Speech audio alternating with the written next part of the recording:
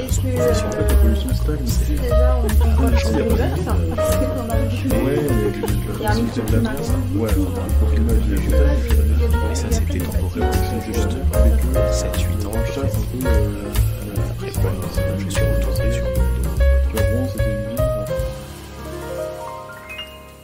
Qu'est-ce qu'un territoire ? Vit-on d'abord dans un département ou plutôt dans une région ? Pourquoi a-t-on choisi de venir y habiter, de s'y installer, d'y rester ? En quoi les lieux que l'on occupe nous définissent-ils ? En quoi influent-ils sur ce que nous sommes ?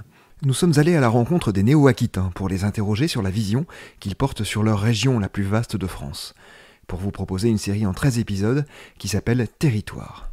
Dans 11 départements, mais aussi dans le Béarn et le Pays Basque, nous avons réuni 2 personnes, des femmes et des hommes de tous âges. L'une d'elles y a toujours vécu ou y est implantée depuis très longtemps, la deuxième y est arrivée relativement récemment. Nous avons enregistré leurs discussions sur le sujet, leurs divergences, leurs convergences aussi. Au cœur de ces échanges, la question de l'appartenance à un territoire bien sûr, mais peut-être plus encore de l'identité. Aujourd'hui, nous allons dans les Deux-Sèvres à la rencontre de Véronique et de Pierre. Donc je suis Véronique, j'ai 60 ans, une Parisienne pure souche pendant 52 ans.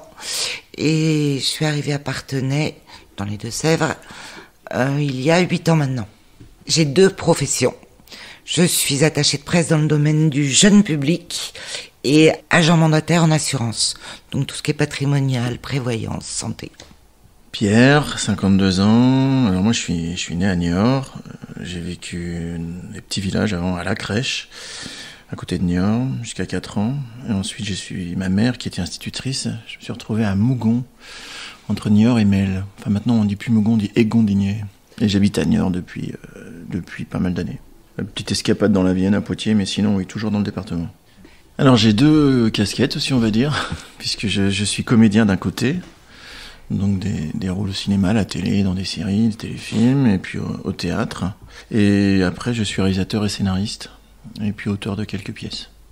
C'est l'amour qui m'a fait venir ici. J'ai retrouvé un vieux fiancé, il va pas être content, que j'avais pas vu pendant 27 ans. Et la vie a fait que j'ai atterri ici.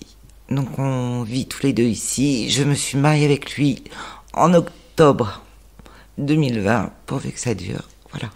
Pourquoi je n'ai jamais quitté les Deux-Sèvres ? C'est pas quelque chose qui était voulu à la base. Hein. Je me suis pas dit je ne veux jamais quitter le département. En fait, je suis monté sur Paris pour tenter ma chance en tant que comédien au début des années 90. Et ça n'a pas marché. Je suis redescendu dans les Deux-Sèvres en me disant qu'est-ce que je peux faire de ma vie. Et j'ai été repéré dans des stages de comédiens amateurs encadrés par des professionnels. Et ces professionnels qui m'avaient repéré, c'était une compagnie qui s'appelle le Théâtre du Gros Bonhomme, une compagnie donc de Sévrienne. J'ai fait mes premiers cachets d'intermittent comme ça. Et ensuite, ça c'était dans les années 90. C'est comme ça aussi que j'ai commencé à monter des structures, au départ associatives et amateurs, pour réaliser mes propres films. Et à partir de début 2000, où là je me disais, ça y est, là je monte à Paris, c'est bon pour devenir comédien, pour percer. Et c'est à ce moment-là que la région a commencé à accueillir pas mal de tournages, en particulier dans les 2 Charentes, Charente-Maritime. Et j'ai eu la chance de faire partie de ceux qui ont fait les premiers castings. J'ai réussi à décrocher quelques rôles comme ça. Et du coup, j'ai passé mon temps en fait à vivre sur Niort et à faire la navette, aller sur Paris, crécher à droite à gauche chez les copains.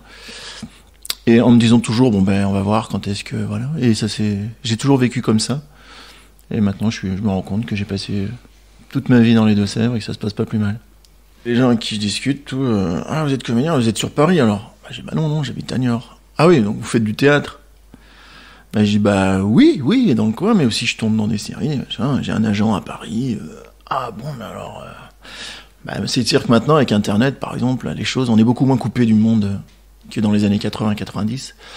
Et puis les transports, tout ça. Faut quand même se dire que Niort, c'est à 2h, 2h30 de Paris, ça va très vite.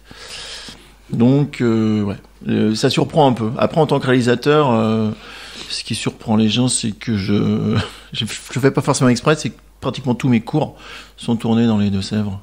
Voilà. Mais c'est pas réfléchi, c'est toujours pratique pour moi. C'est-à-dire qu'au début, les premiers films, ils devaient se tourner dans la région PACA.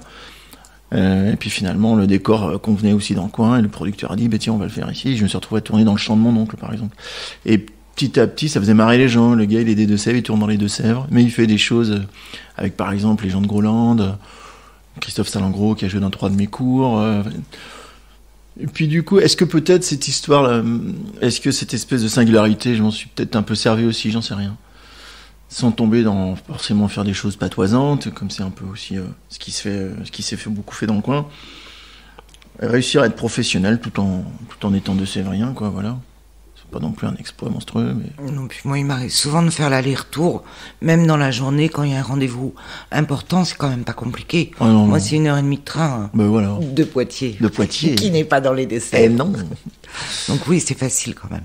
Déjà, je m'imaginais pas du tout de bouger de Paris. C'est-à-dire qu'on m'aurait dit ça il y a 15 ans, j'aurais dit vous êtes dingue. Moi, c'était Paris, Paris, Paris. Et je pense que la maturité venant, les enfants partant de la maison, et en fait, je suis très attachée à cette région, mais pour d'autres raisons aussi. C'est que j'ai passé beaucoup de temps au Sable d'Olonne, qui est à 1h30 de Parthenay. Donc c'est une région que je connais quand même particulièrement bien. Donc c'était plus facile aussi. Mes filles ont 30 et 28 ans. Et elles, maintenant qu'elles sont adultes, c'est d'ailleurs très drôle, il n'y en a pas une qui veut vivre à Paris. J'en ai une en Colombie et l'autre à Marseille. Parce que c'est plus lumineux, parce qu'il y a plus de liberté, je sais pas, mais elles sont comme moi maintenant.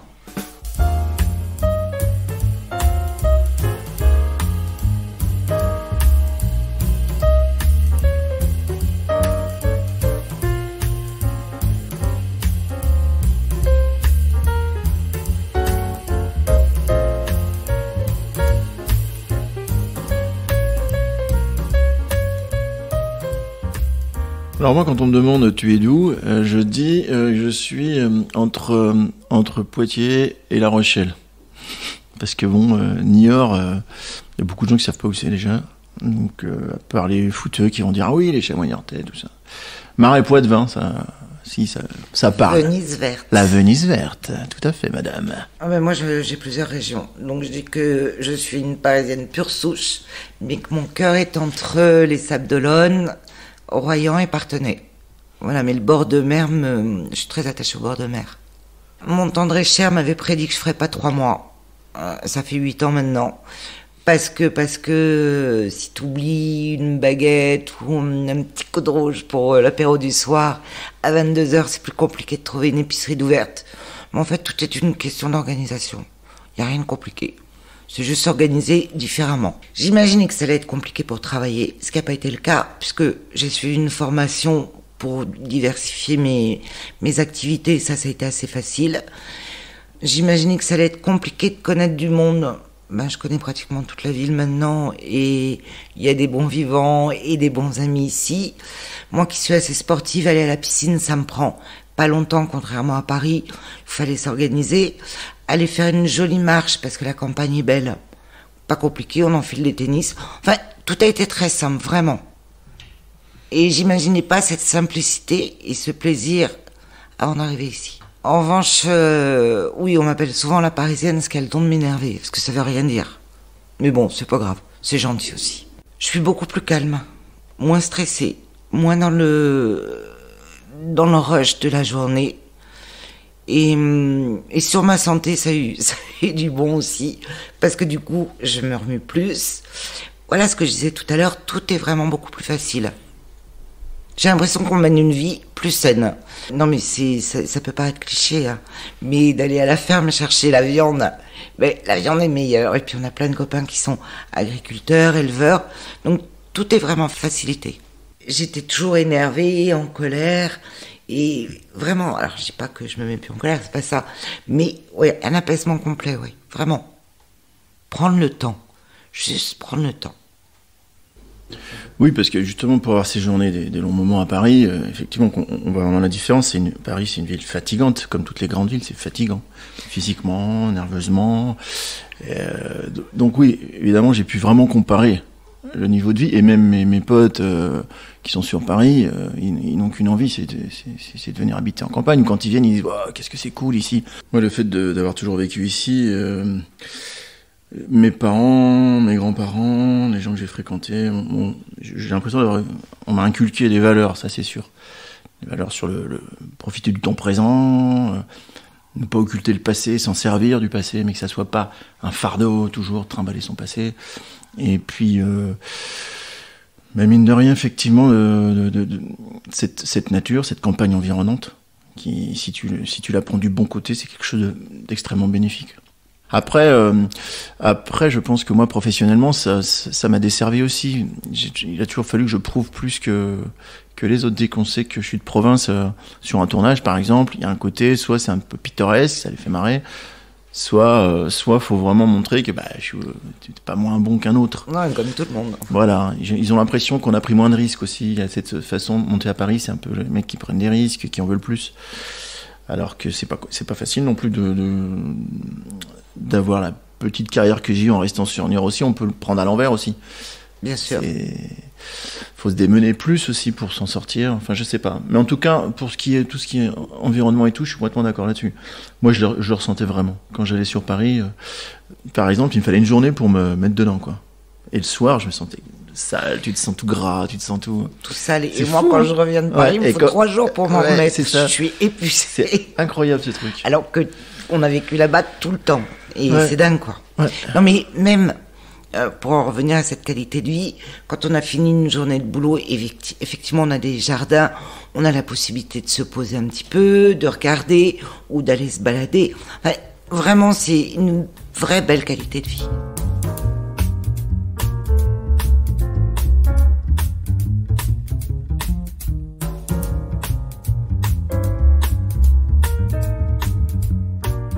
Après, les Deux-Sèvres, il y a toujours aussi un côté très c'est pas péjoratif, attention, très folklorique. Les traditions, je parlais tout à l'heure du patois. Le langage, il y a des patois différents tu changes de village et t'as un autre patois. C'est très drôle. Moi, par exemple, à Mougon, il y a un patois, mais le village d'à côté, à Torigné, ça parlait différemment, ça roulait les airs. Mon oncle, qui est agriculteur, à Celles-sur-Belle, il y a un autre patois. Moi, j'adorais ça. Quand j'étais môme, j'adorais ça. Et quand j'étais ado, après, avec mes copines, je leur parlais en patois, elles comprenaient rien, je leur racontais des blagues. Et du patois très imagé et très drôle. Oui. Je ne le dirais pas.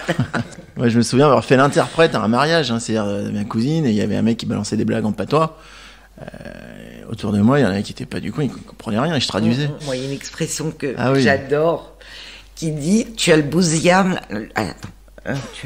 en fiamme ». Ça veut dire t'as le feu au cul. Ça me fait hurler de rire. Voilà, donc c'est bête, mais ça me fait rire. Et je suis allé plusieurs fois au Canada, et notamment dans le Nouveau-Brunswick, et il y a des expressions qui sont du patois de chez nous, et ça m'a éclaté à chaque fois. Bien sûr. On va faire de même, Ça veut dire on va faire comme ça. Plein Aster, maintenant. Voilà, il y a plein de choses comme ça. Lochu, ça veut dire je suis tombé. Mais il y a encore beaucoup de personnes qui parlent comme ça. Ouais. Beaucoup. Mon grand-père, il disait au penche du côté covacheur. Ça penche du côté que ça va tomber. Enfin, bref, toutes les insultes et tout, mais ça, on va les garder pour nous. Ouais. Pour moi, quand on parle de territoire, il y a une notion vraiment de terroir. C'est ça. Les pieds dans la terre et toutes ces valeurs qui sont importantes quand même, surtout maintenant. Vraiment. Et par rapport à l'écologie, par le fait. Quand je parle de vie saine, c'est vraiment ça. Et à tous les niveaux. Les pieds dans la terre. Alors, je définirais pas ce territoire en disant les Deux-Sèvres. C'est vraiment pour moi l'ouest de la France. Voilà, tout simplement. L'ouest de la France avec des accès sur bord de mer, des accès faciles. Et des accès pas désagréables. Oui, effectivement, je pense pas au département comme ça, en territoire, c'est-à-dire un bout de la Vendée, Parthenay, Niort, effectivement, tu vas jusqu'à la mer avec le Marais Poitevin, La Rochelle. Pour moi, il est là le territoire. Et je rajouterais aussi, pour le définir aussi géographiquement, mais aussi au niveau des paysages, ce qui m'a énormément inspiré, moi aussi, dans les Deux-Sèvres, c'est cette diversité. Bon, on n'a pas la montagne, on n'a pas la mer, je suis d'accord, mais on a des forêts qui sont assez étonnantes. On a la plaine à perte de vue par moment.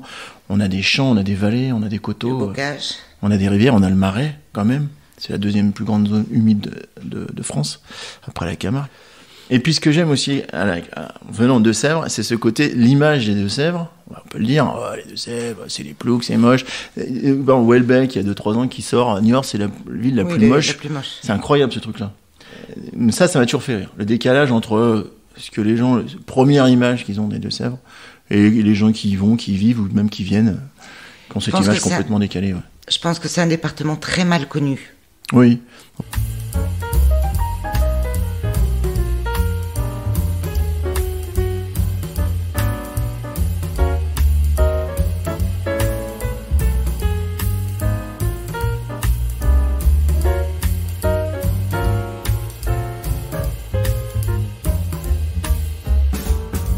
Pendant longtemps, dans les débuts 2000, je me serais bien installé à Barcelone. Franchement, j'ai eu l'occasion d'y séjourner plusieurs fois et cette ville, je sentais qu'elle était pour moi, quoi. Elle me correspondait en tout. Je m'étais dit pourquoi pas Barcelone, puis voilà, ça s'est pas fait, toujours pareil. Mais en fait, je crois que ça n'a pas été quelque chose de réfléchi. Tu te dis pas à 15-20 ans, je vais passer ma vie ici ou je vais me barrer absolument. Moi, j'étais pas comme ça, de me dire moi je veux pas rester là ou je veux rester là. Le fait est que les circonstances de la vie ont fait que je suis resté sur Niort, mais sans jamais avoir le sentiment de stagner. J'ai beaucoup voyagé, mes métiers m'aident à ne pas avoir de routine. Un jour, j'ai ressenti un attachement à mon département. J'étais à Paris, j'attendais un rendez-vous, j'étais à la Défense, sur une terrasse, et puis il y avait des types là qui étaient en costard et tout, évidemment, qui étaient en train de prendre leur pause, et ils parlaient, puis il y en a un qui commence à parler de ses vacances, et puis moi, nous, ce qu'on fait avec ma femme, on va toujours dans le Marais Poitevin. Et il savait pas, le mec juste à côté, il y avait un gars qui lui tournait le dos. Et les autres ont commencé un peu à le chambrer. Ah ouais. Et le mec il dit non, mais je vous assure.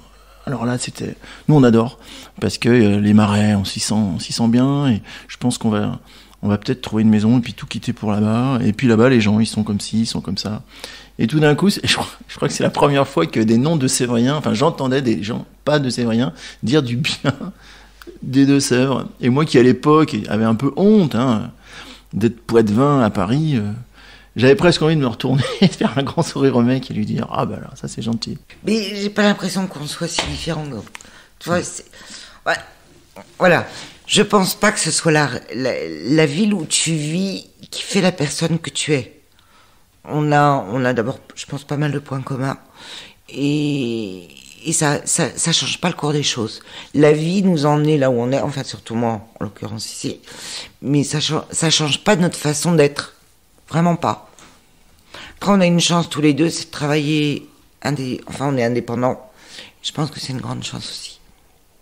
Effectivement, je pense qu'on a pas mal de points communs et j'ai rencontré plein de personnes comme toi, avec qui j'ai travaillé aussi.